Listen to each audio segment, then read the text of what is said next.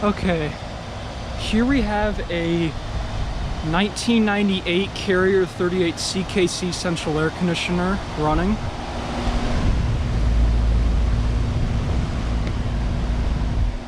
Very rusty, as you can see. It's got a GE fan motor and a Danfoss scroll compressor, I believe.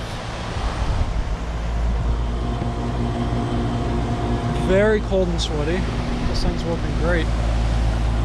It is from 1998 and it is a 5-ton 38 CKC. And it just shut off.